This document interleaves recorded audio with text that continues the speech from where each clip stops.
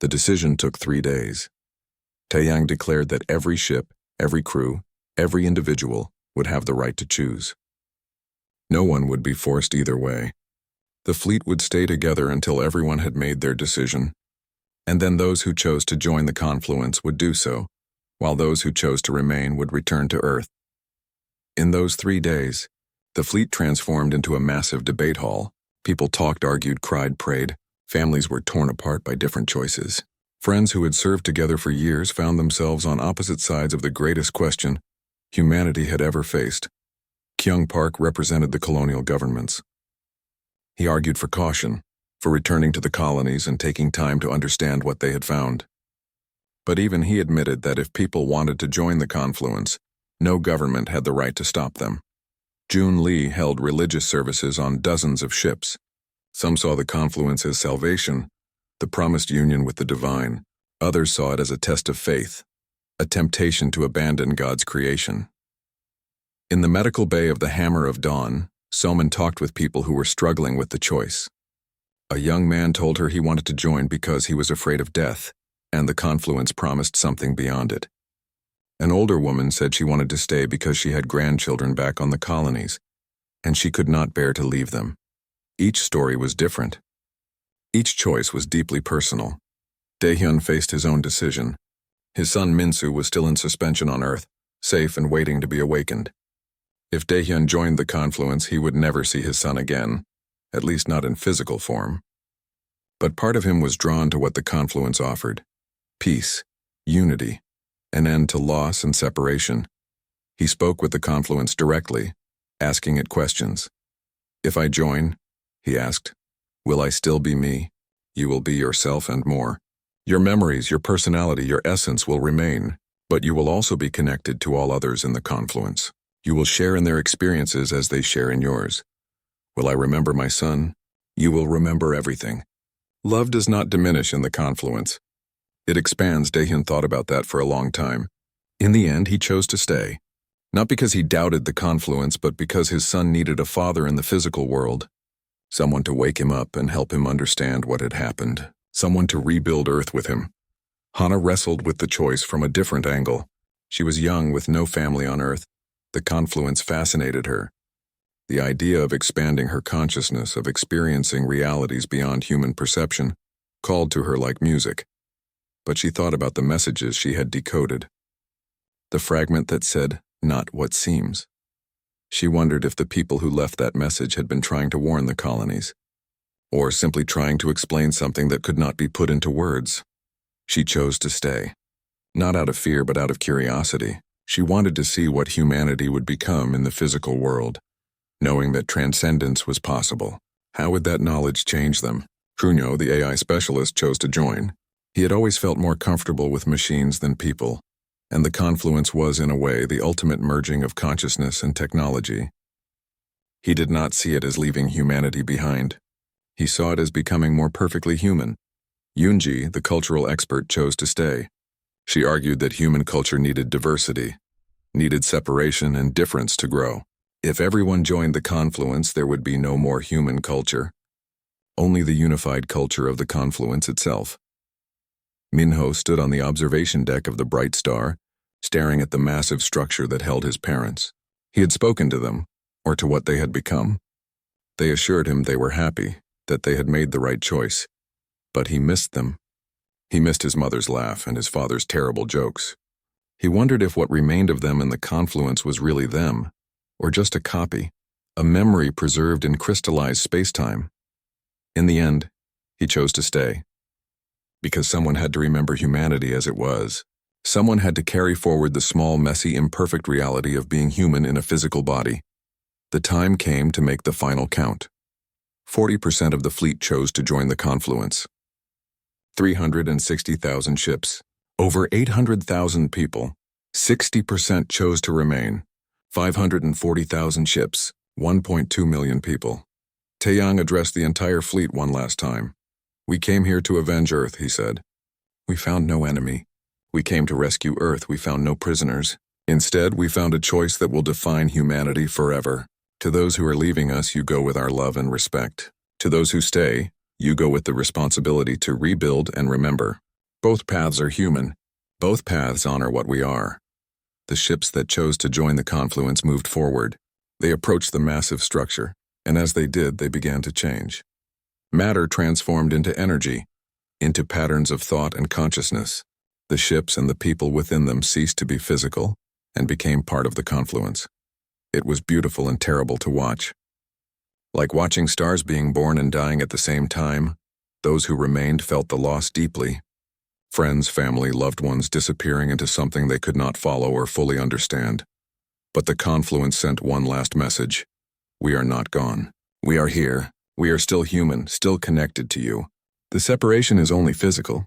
In thought, in memory, and the bonds that make us human, we remain together. The remaining fleet turned back toward Earth. The journey took 3 weeks. In that time, they mourned and celebrated, grieved and hoped. When they arrived, they found that the awakening process had continued in their absence. 50,000 people had been brought out of suspension. More were being awakened every day. Daehyun raced to the facility where his son was kept. The medical team had awakened Minsu 2 days earlier. He was weak, confused, but alive. When Daehyun entered the room, Minsu looked up at him and smiled. "Dad," he said simply. Daehyun held his son and wept. Across Earth, similar reunions played out. The fleet brought stories, knowledge, proof that humanity had survived. That Earth could be rebuilt. But it would be a different Earth, a different humanity. Everyone now knew that transcendence was possible. That physical existence was a choice, not an inevitability. Some people found that knowledge liberating. Others found it disturbing. Nari gave a speech at the first gathering of the new Earth government. Hundreds of people assembled in a hall in Seoul, with millions more watching via broadcasts. "We are a species divided now," she said. "Part of us exists in physical form. Part of us exists in the confluence. But we are still one humanity. We carry forward different aspects of what it means to be human. The physical and the transcendent. The individual and the collective. Both are necessary. Both are valuable." Taeyang retired from military service. He was old, tired, and had seen enough for one lifetime. But he stayed on Earth to help with the rebuilding. Someone had to train the next generation. Someone had to pass on the lessons learned.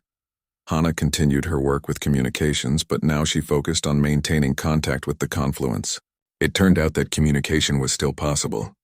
The confluence could send messages, share knowledge, even interact with physical reality in limited ways. Minho returned to being a navigator, but he took a different job. He joined the ships that were mapping new regions of space, searching for other species, other civilizations. Humanity had learned that they were not alone in the universe, that the confluence existed, and probably other similar entities. The question now was what humanity would do with that knowledge. 5 years passed. Earth's population grew as more people were awakened from suspension and children were born. The colony sent people to help rebuild. Slowly, the planet came back to life, but it was different now. Quieter, more thoughtful. The knowledge of what had happened, what humanity had become, changed everyone. Some people still chose to join the confluence. The option remained open. Anyone who wished to transcend could do so. But most stayed. They wanted to experience physical life, to raise children, to create art and music and stories, to feel sunlight and rain and wind. The confluence watched over them, a vast presence in the background of human consciousness. Sometimes people felt it, like a whisper at the edge of thought, a reminder that they were part of something larger. Humanity had split into 2 branches, but they were still connected. The physical humans and the transcended humans, both choosing their own path, both honoring what it meant to be human. On Earth, in the rebuilt city of Seoul, a monument was erected. It listed the names of all 15 billion people who had lived on Earth when the confluence came. Some had chosen to transcend. Some had chosen to stay. The monument honored both choices. At the dedication ceremony, Taeyang spoke. "We sent 900,000 warships to avenge Earth," he said. "We found no enemy to fight. We sent them to rescue Earth. We found no prisoners to free. Instead, we found a truth that changed us forever. Humanity is not defined by our physical form. We are defined by our choices. By our ability to love and question and grow. Some of us chose to transcend. Some of us chose to remain. Both choices are human. Both choices are right. He paused, looking up at the sky where, invisible to the eye but present in the fabric of space, the confluence waited. Commander Seojin Han led the advance squadron into the unknown. They were the fastest ships in the fleet, 50 vessels built for speed and reconnaissance. Their mission was to reach the quantum signature 200 light-years away and report back what they found. The main fleet would follow at a slower pace with the heavier warships. Seojin was an older man, weathered by decades of deep space exploration. He had mapped more unknown systems than anyone in the fleet, but he had never felt the kind of anticipation he felt now.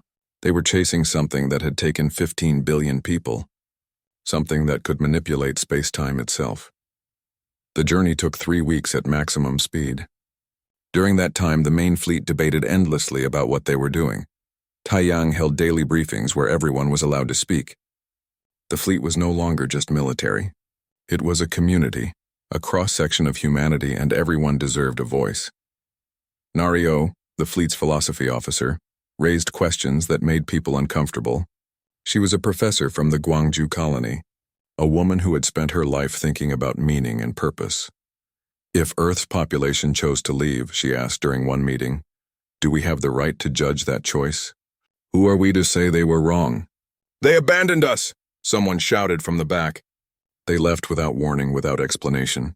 Did they? Nari countered. We have found journals, recordings, messages. They tried to explain.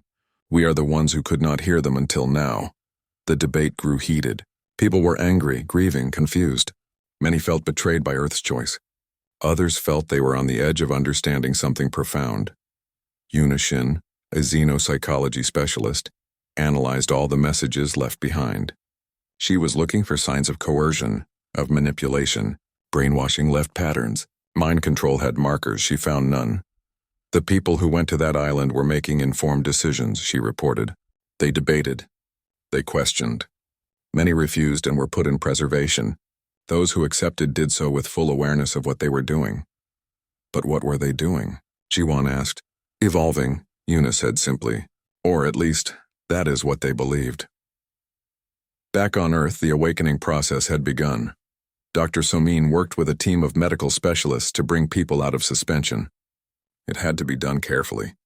The technology that preserved them was not human, and they had to reverse engineer the process. The first person they awakened was a woman named Hyejin. She was in her 30s, a teacher from Busan. When she opened her eyes, she looked around in confusion. Where am I? She asked. You are safe, someone told her. You are on Earth. We are here to help you. As Hyejin recovered, she told them what she remembered. The calling had come slowly over weeks. A feeling that something vast and beautiful was reaching out to humanity. Many people felt it. Many went to the gathering places across the planet. I wanted to go, Hyejin said. Part of me wanted to very badly. But I was afraid. I did not want to stop being me, so I refused. What happened then? Someone asked. The voice, Hyejin said. It understood. It did not judge. It said that those who wished to remain would be preserved, protected until others came to wake us. It promised we would be safe. What voice? Someone asked. The confluence, Hyejin whispered. That is what it called itself. Seojun's squadron arrived at the quantum signature and found something impossible. It was a structure, but not like any structure humanity had ever built. It was not made of metal or stone or any material they could identify. It seemed to be made of space itself, of the fabric of reality twisted and shaped into form. The structure was massive beyond comprehension. It stretched across light hours, a geometric lattice of crystallized space-time. Stars shone through it, their light bent and refracted into impossible colors, and it was alive. Not in the biological sense, but in the way it moved and changed and responded to their presence. As the squadron approached, patterns rippled across the surface of the structure, like thoughts moving through a vast mind. Sir, Seojin's communications officer said, her voice shaking, something is trying to contact us. On what frequency? Seojin asked. All of them, and none of them. It is bypassing our equipment. It is speaking directly into our minds. Seojin felt it then. A presence vast and ancient and patient. It was not speaking in words, but in concepts, ideas that formed directly in his consciousness. Welcome. You have come seeking answers. We will provide them. The rest of the fleet was 3 days away. Seojin had his orders. Observe and report, do not engage. But this was different. The entity was not hostile. It was inviting dialogue. This is Commander Seojin Han of the human colonial fleet, he said aloud, knowing somehow that it would hear him. We have come to find our people. The population of Earth, what have you done with them? Nothing has been done to them. They are here. They chose to join us. They are part of the confluence now. What is the confluence? We are a collective consciousness. 47,000 species who chose to transcend physical existence. We exist beyond matter, beyond time as you understand it. We are thought and energy. Awareness spread across dimensions you cannot perceive. Seojin's squadron exchanged glances. This was far beyond anything they had prepared for. Why Earth? Seojin asked. Why humanity? We reach out to species who are ready. Humanity showed the signs. You have begun to question your limitations. You yearn for more than physical existence provides.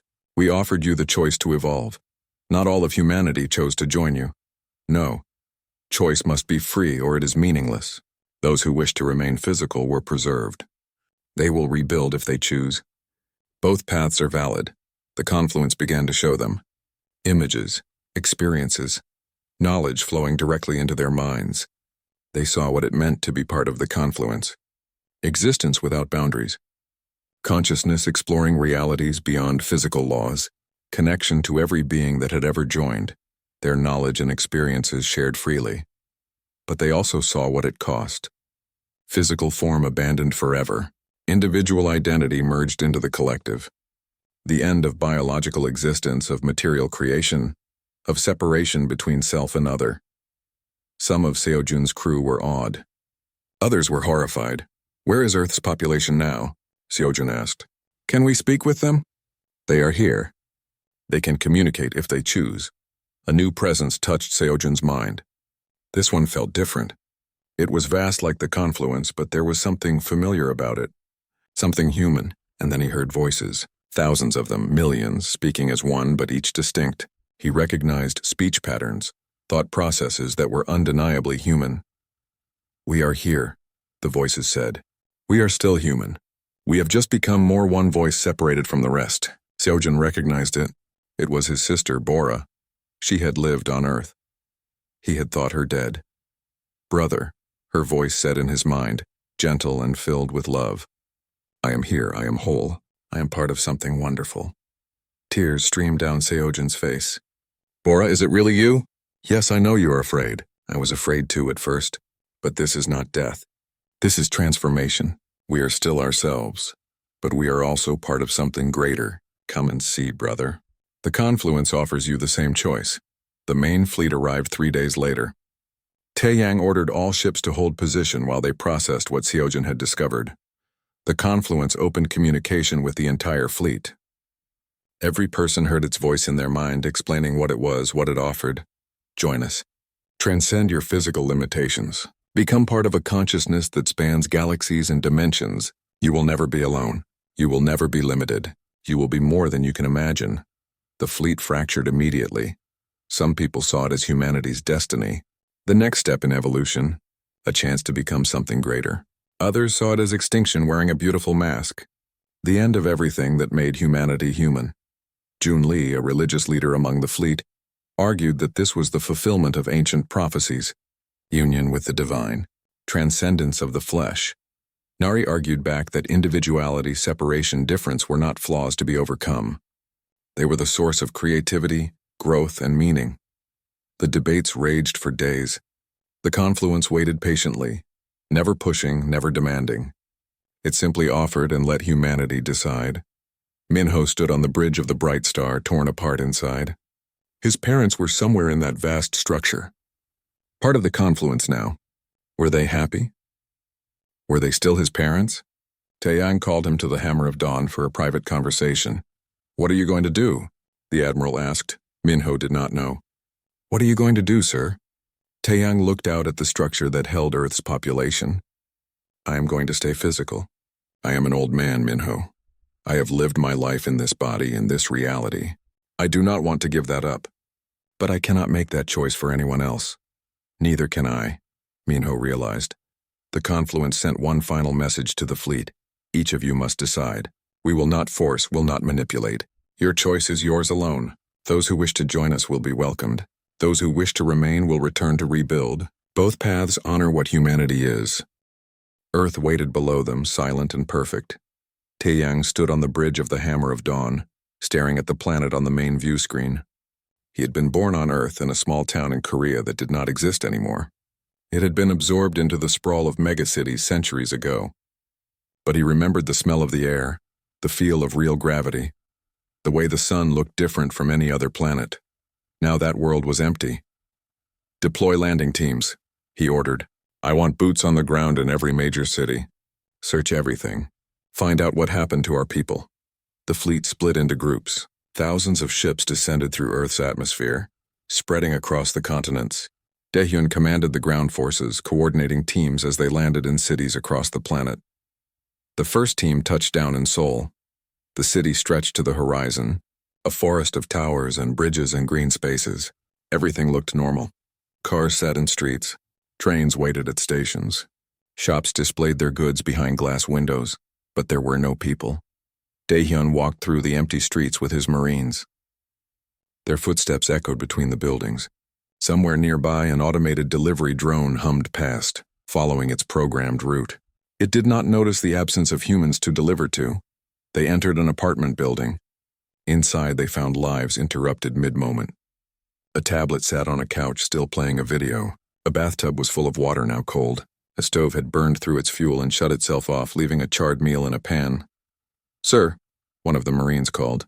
He was standing in a bedroom holding a journal. "You should see this." Daehyun took the journal and read the last entry. It was dated 3 months ago, the day Earth went silent. "I can feel it calling to me. We all can. It is beautiful. We are going to the gathering place. I am not afraid. This feels right. This feels like coming home." The entry ended there. Similar reports came in from other cities: London, Lagos, Buenos Aires, Mumbai, Tokyo. Every team found the same thing: empty cities, lives interrupted, and journals, recordings, messages left behind by people who seemed to have left willingly. Hana worked from orbit, coordinating all the communication systems. She activated Earth's global network and found it fully operational. News sites still published automated updates. Social media servers still ran. Government systems still processed data, but the last human input on any system was dated exactly 3 months ago. She called in Junho Bei, the fleet's AI specialist.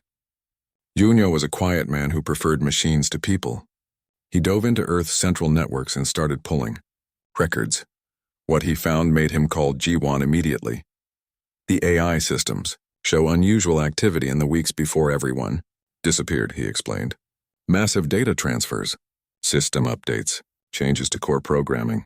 But the strange thing is, all the updates were authorized by human administrators. They were voluntary." "Voluntary updates?" Ji-won asked. "What kind?" "I am still analyzing the code," Junho said. "But it looks like they were preparing for something. Opening communication channels, expanding processing capacity, like they were making room for something to talk to them." In the Pacific Ocean, a different team made a discovery. Hyun-seo was a quantum physicist who had been brought along because Taeyang valued diverse expertise. She had been scanning the planet for unusual energy signatures. She found them concentrated in one location, a small island in the middle of the ocean. Daehyun took a team there. The island was barely a kilometer across, uninhabited before, used only as a nature preserve. Now it was different. The entire surface of the island was covered in geometric patterns. They were burned into the ground at the atomic level, precise and perfect. From the air, they looked like a massive circuit board. And in the center of the pattern, the ground itself had been transformed into something else. It was smooth and glassy, reflecting light in strange ways. Hyun brought her instruments close and gasped. "This is not rock anymore," she said. "The atomic structure has been completely reorganized. This is crystallized space-time." "What does that mean?" Daehyun asked. "It means," Hyun said slowly, "that something with technology far beyond ours was here. And they did this on purpose. This is a marker, or maybe a doorway." More teams searched the island. They found evidence that millions of people had gathered here. Footprints in the sand, now weathered. Personal belongings scattered at the edges of the pattern. And more journals. Ara Jung, an archaeologist from the fleet, Read through dozens of them. The entries told a story. People had felt a calling, a pull toward this place. It started as dreams, then became stronger. Many resisted at first, but the calling was gentle, patient. It did not force. It invited. Those who came to the island described feeling joy, peace, a sense of belonging to something vast and wonderful. The last entries, written just before they stepped into the pattern, spoke of transformation, of becoming more, of joining something that had been waiting for humanity since the beginning. Dr. Somin examined biological samples from the island. She found traces of human presence, DNA in the soil, but also something else. Elevated levels of certain neurotransmitters, preserved in organic residue. These levels are consistent with extreme states of consciousness, she reported. Transcendence, euphoria, what mystics throughout history called enlightenment. Jiwan assembled all the evidence and presented it to Tai Yang. They sat in his private office, the weight of discovery heavy between them. So they left willingly, Tai Yang said. It was not a question. It appears so, Jiwan replied. But left for where? And why? Hyun provided part of the answer. She had been studying the quantum signatures across the entire planet. They all pointed outward toward a specific point in space, 200 light years away in a region humanity had never explored. Whatever took our people, Hyun said, it came from there, and Earth's population went to meet it. The fleet held a council. Representatives from every colony group gathered on the Hammer of Dawn. They debated what this meant. Some argued it was still an invasion, just a subtle one. Mind control or manipulation on a planetary scale. Others insisted the evidence showed people making free choices, even if those choices seemed impossible to understand. Yoonji, the cultural expert, raised a point that made everyone pause. In human history, we have stories of ascension, of enlightenment, of leaving the physical world behind to join something greater. Every major religion has some version of it. What if those were not just myths? What if this has happened before? The room fell silent. Minho, watching from the back, thought about his parents. Had they chosen this? Had they walked into that pattern willingly, leaving him behind without goodbye? He felt anger, then grief, then something else. Confusion. If they had chosen to leave, did he have the right to be angry? If they were happy wherever they were, should he try to bring them back? Taeyang made a decision.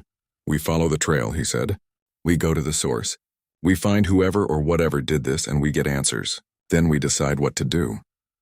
But as they prepared to depart, another team made a final discovery. Hidden facilities deep underground scattered across every continent. They were shielded, invisible to scans. The teams only found them by following power conduits that led nowhere. Inside the facilities, they found people, millions of them, in suspended animation. Perfectly preserved, alive but sleeping, these were humans who had refused the calling.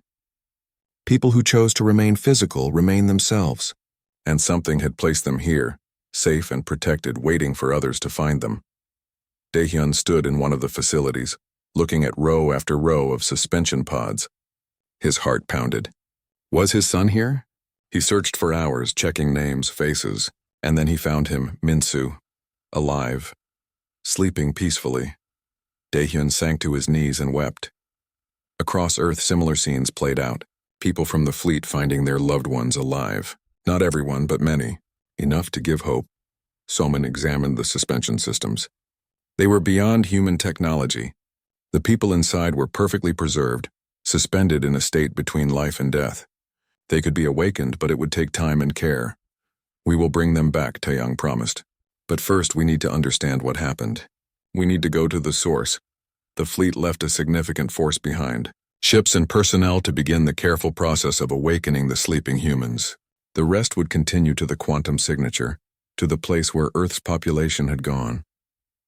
As they prepared to leave orbit, Hana received a message. It was faint, encoded in the quantum static that suffused Earth. She almost missed it. The message said, "We are still here. We are still human. Come and see." It was not a warning. It was an invitation. The last message from Earth arrived on a Tuesday. Hana Lee was working the night shift at the communications center on New Seoul when the signal came through. At first, she thought it was another routine transmission. Earth sent updates every 6 hours like clockwork. News, entertainment, political briefings, family messages, the usual rhythm of connection between the homeworld and its 40 colony systems. But this message was different. The audio crackled with static. Behind it, Hannah heard voices shouting, though she could not make out the words. Then came a single sentence, clear and calm despite the chaos in the background. This is Earth Central Command. We are experiencing an unprecedented... The signal cut off. Hannah tried to re-establish contact. Nothing. She checked all frequencies, all channels, all backup systems. Every single one returned the same result: silence. Earth had gone quiet. She immediately called her supervisor. Then her supervisor called the governor, and within an hour, every colony in human space knew that Earth had stopped talking. 3 months passed. In those 3 months, every attempt to reach Earth failed. Ships sent automated probes that vanished as they approached the solar system. Long-range scans showed nothing unusual, but the distance was too great for detailed readings. Messages sent through quantum relays simply disappeared into the void. Earth was home to 15 billion people. It was the birthplace of humanity, the center of culture and government.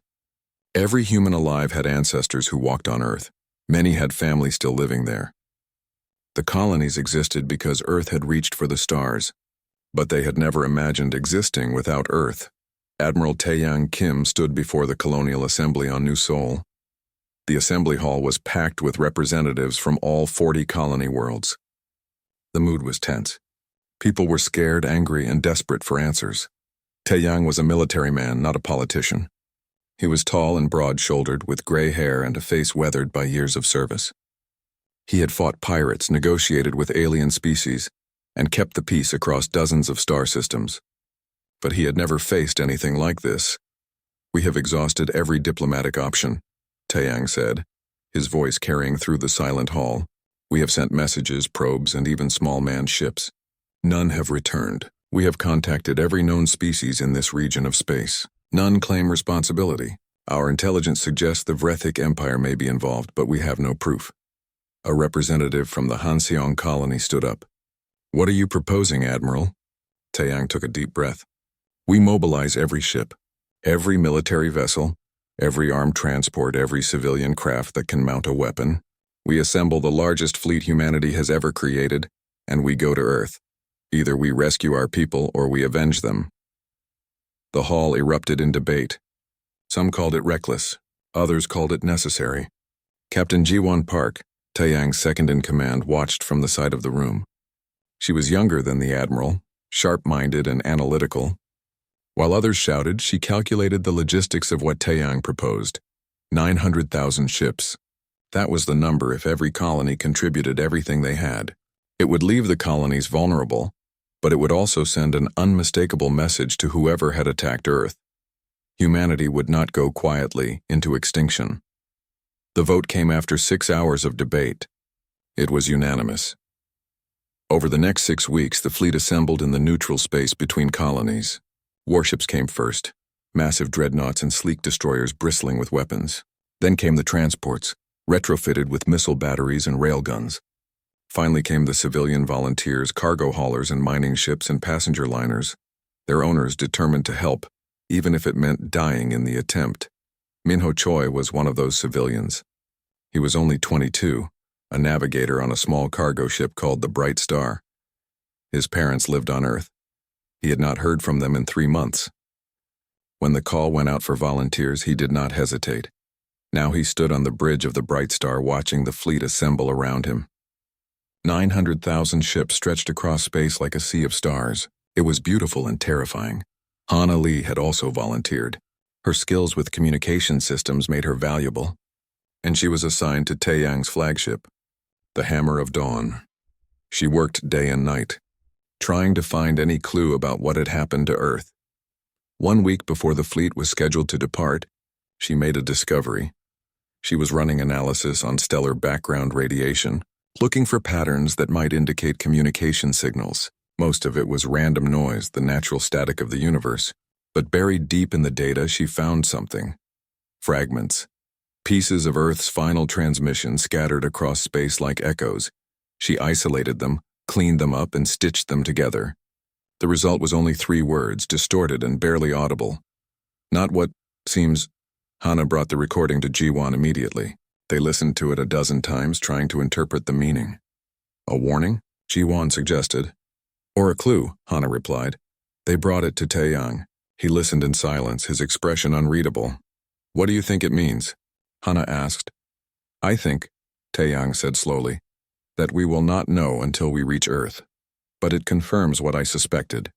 This is not a simple attack. Something else is happening. The day of departure arrived. Taeyang addressed the fleet from the bridge of the Hammer of Dawn. His speech was broadcast to every ship, every crew member, every volunteer who had answered the call. 3 months ago, Earth fell silent, he began. We do not know what happened. We do not know if our people are alive or dead. We do not know if we fly toward rescue or revenge. But we know this. We are humanity. We do not abandon our own. We do not hide in fear. We go to Earth and we will face whatever waits for us there. Together. The fleet began to move. 900,000 ships, their engines igniting in a symphony of light. They formed into formations, each colony group staying together, each ship finding its place in the vast armada. Minho sat at his navigation console, hands trembling slightly as he plotted the course. Next to him, his captain, an older woman named Borum, placed a hand on his shoulder. We will find them, she said quietly. Minho nodded, not trusting himself to speak. The journey would take 3 months. 3 months to cross the vast distance between the colonies and Earth. 3 months of waiting, wondering and preparing for what they might find. As the fleet jumped into faster-than-light travel, Hana stood at her station staring at the data screen. Those 3 words played in her mind over and over. Not what seems. She had a terrible feeling that when they reached Earth, they would understand exactly what those words meant. And she was not sure if humanity was ready for the truth. 3 months in space changed people. The fleet moved together through the darkness, 900,000 ships holding formation across millions of kilometers. Inside those ships, over 2 million people waited. Soldiers cleaned their weapons. Engineers ran diagnostics. Civilians tried to stay busy with make-work tasks. Everyone was thinking the same thing. What would they find at Earth? Dr. Somin Yoon made her rounds through the medical bay of the Hammer of Dawn. She was a small woman with tired eyes and steady hands. In the past month, she had treated more cases of anxiety and stress than she had in her entire previous career. People could not sleep. They snapped at each other over small things. Some became obsessed with checking and rechecking their equipment. Others grew quiet and withdrawn. Somin understood. The not knowing was worse than any answer could be. She stopped at the bedside of a young Marine who had been sedated after a panic attack. His name was Jinwoo, and he kept saying he could hear Earth calling to him. Somin had heard similar reports from other patients.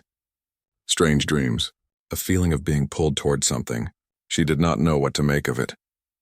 In the strategic planning room, Captain Jiwon Park studied everything humanity knew about the Vrethic Empire. The Vrethic were the only hostile alien species near human territory. They were territorial and aggressive, with a habit of conquering border worlds and enslaving the populations. But Jiwon found problems with the theory that they had attacked Earth. The Vrethic valued conquered populations. They put people to work in their factories and farms. They were brutal masters, but they did not waste resources through genocide. If they had attacked Earth, there should be survivors, slaves, evidence of occupation. More troubling, the Vrethic had never shown the capability to strike so deep into human space without being detected. Earth was surrounded by defense stations, patrol routes, and early warning systems. An invasion fleet large enough to conquer Earth should have been seen coming weeks in advance. Jiwon called a meeting with Yoonji Kang, the fleet's expert on alien cultures. Yoonji was a professor from the Sejong colony who had studied the Vrethic for 20 years. Could they have developed a new stealth technology? Jiwon asked. Yoonji shook her head. Unlikely. The Vrethic are not particularly innovative. They rely on numbers and brute force. And even if they could hide a fleet, why would they? The Vrethic make examples of their conquests. They want others to fear them. A silent attack on Earth does not fit their psychology. Then who? Jiwon said, frustration creeping into her voice. Yoonji had no answer. In the training bays, Commander Daehyun Nam drilled his Marines relentlessly. Daehyun was a career soldier, a man who believed in preparation and discipline. He had fought in border skirmishes against the Vrethik and knew what real combat looked like, but he also knew his Marines were scared. They covered it with bravado and dark humor, but Daehyun could see the fear in their eyes. Many of them had family on Earth. They were flying toward either a rescue mission or a revenge mission, and neither option was comforting. Daehyun's own son, Min-soo, was on Earth. The boy was only 16. Daehyun tried not to think about what might have happened to him. Instead, he focused on what he could control. He ran his Marines through combat drills, dropship simulations, and urban warfare scenarios. He made them ready for anything. But late at night, alone in his quarters, Daehyun allowed himself to feel the fear. He whispered prayers to ancestors he was not sure existed, begging them to keep his son safe. 2 months into the journey, the advanced scouts sent back their first reports. They had entered the outer regions of the solar system, past the orbit of Neptune. The reports were strange. No debris fields, no signs of battle, no Vrethik occupation fleet. In fact, no ships at all except the ancient automated mining stations that had been there for centuries. Those stations were still functioning normally, their simple AI systems going about their programmed tasks as if nothing had changed. Taeyang ordered the fleet to increase speed. They needed answers. As they crossed into the inner solar system, Minho Choi noticed something odd. He was running navigation checks, comparing his star charts to the current positions of the planets. Everything should have lined up perfectly. The charts were only 3 months old, but they did not line up. Mars was several days ahead of where it should be in its orbit. Jupiter was slightly behind. The discrepancies were small, but they were there. It was as if the solar system had jumped forward in time, then backward, then forward again. Minho reported the anomaly to his captain, Borum. She checked his math twice, then forwarded it to the Hammer of Dawn. Jiwan studied the data with growing unease. Orbital mechanics did not work like this. Planets followed predictable paths. They did not skip around in their orbits. The only explanation was that something had happened to spacetime itself near Earth. The fleet reached Mars 3 days later. The research colonies on Mars were small, only a few thousand people spread across 3 bases. They were scientific outposts, focused on terraforming research and archaeology. The colonists there were the closest thing Earth had to neighbors. When the fleet arrived, they found the colonies intact. Buildings stood undamaged. Power systems were running. Lights were on, but there were no people. Daehyun led the first team down to the surface. They entered the main colony through the airlock and found it pressurized and warm. Everything looked normal. Coffee cups sat on desks, still half full. Computer screens displayed ongoing experiments. A meal sat on a table in the cafeteria, perfectly preserved in the cold Martian air. But every human was gone. No signs of struggle, one of Daehyun's Marines reported. No blood, no damage, nothing. They searched every building, every tunnel, every storage bay. They found personal belongings, journals, photographs, but no bodies. No signs of evacuation. The people had simply vanished. Hana processed the data coming in from all the search teams. The pattern was the same everywhere. Mars, the asteroid belt stations, the orbital platforms around Jupiter, all of them were intact and operational. All of them were empty. "It is like everyone just walked away," she said to Jiwan. "Or was taken," Jiwan replied. "But taken how? And taken where?" There were no signs of ships, no evidence of transportation. The people had not been marched away at gunpoint. They had not been loaded onto transports. They had just ceased to be there. The fleet formed up for the final approach to Earth. Taeyang ordered full battle readiness. Every weapon was armed. Every shield was raised. Whatever had taken humanity's homeworld, they would face it together. As they drew closer, Earth appeared on the view screens. It was as beautiful as ever. Blue oceans, white clouds, green continents. The planet looked peaceful and alive. Minho stared at it from the bridge of the bright star and felt tears on his cheeks. His parents were down there somewhere. Or they had been. "All ships," Taeyang's voice came over the fleet-wide channel. "Prepare for orbit. Stay alert. Whatever happened here, we are about to find out." The fleet entered Earth's orbit. Sensors swept the planet. Satellites were still functioning. Weather systems were normal.